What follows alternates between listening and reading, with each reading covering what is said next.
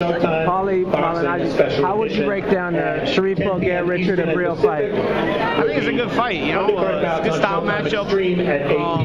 Both guys are going to be hungry. They're yet to really establish themselves, but they've both shown that they have the ability to establish themselves on a high level. So I think it's an important fight for both fighters, and it's a fight that both guys are going to be up for. How does Sharif deal with the awkward style of Abril? Well, you know, he's got to make Abril uncomfortable, because Abril's going to try to make him uncomfortable and break up his rhythm. So the thing is, if you can make Abril uncomfortable, maybe, you know, being busy on him and you know, being a little physical with him, you know, cutting that distance on him, you make him uncomfortable to the point where you can force more and more mistakes, you know. So, you know, I'm sure he's got his own game plan, and I'm sure, you know, that he's had an entire training camp to work for it. But Abril and Bogere, I think, is a good fight. What do you think? What stood out to you about Gary Russell Jr.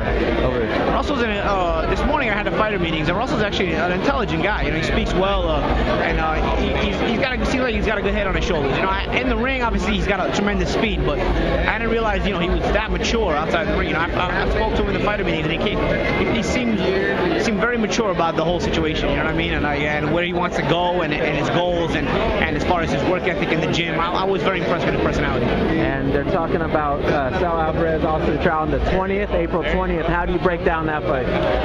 Saul Alvarez and who? Trout. Yeah. It's a tricky fight for Canelo. I'll tell you that, man.